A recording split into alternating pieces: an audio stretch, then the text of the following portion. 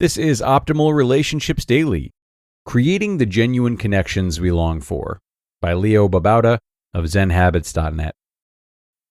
We all long for genuine human connections, and even in a busy life with lots of people around us, these genuine connections can be hard to find. We socialize online, but that's not very genuine.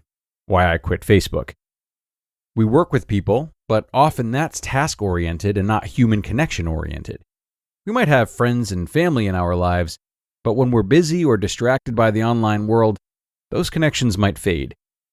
In the last year or two, I've made it a point to have fewer friendships, but with deeper connections, while also being open to the miracle of a random encounter with another human being. This philosophy has paid off in more genuine connections with my family and friends, but less busyness. Today, I'll share a few reasons for creating genuine connections and my strategies for creating them. Why genuine connections are important. There are many reasons, but these are the ones that strike me as important. Number 1, we need it to be happy and fulfilled.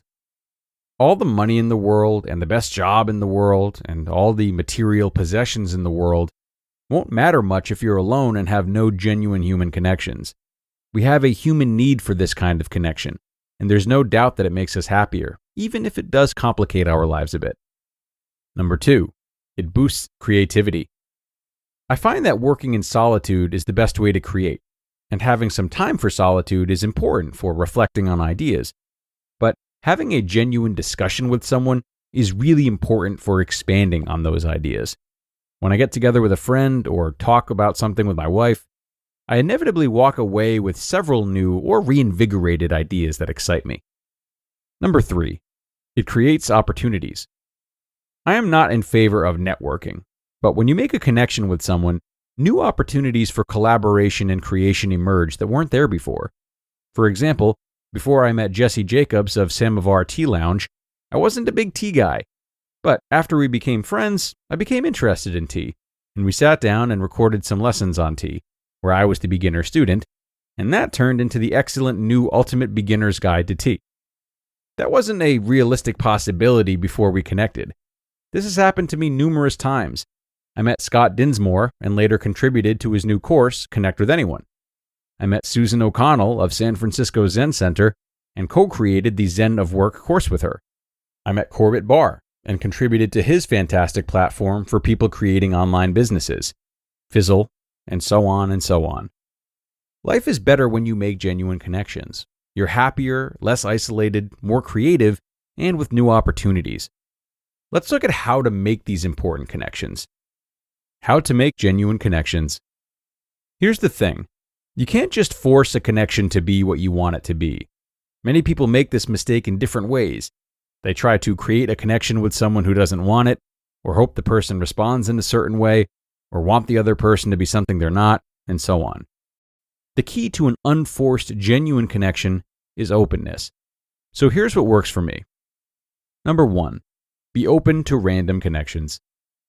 While I accept fewer invitations these days than I did a couple of years ago, when I randomly meet someone, I try not to be closed to them.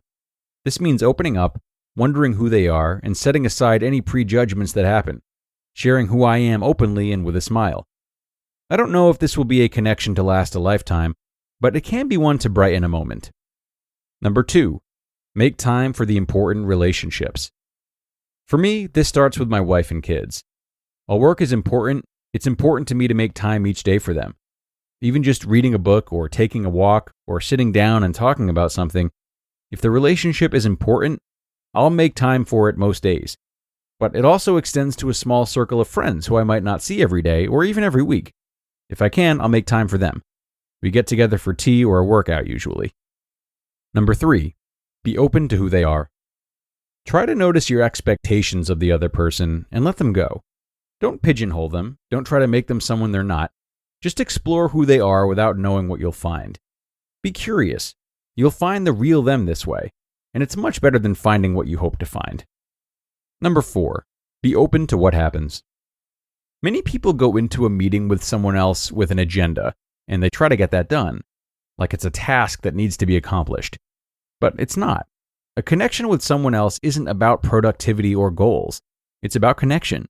It's two very different human beings spending time together and merging their random personality traits into one experience.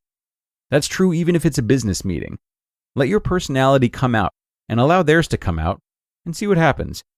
It could be talking about a project, but it could also be random topics and ideas.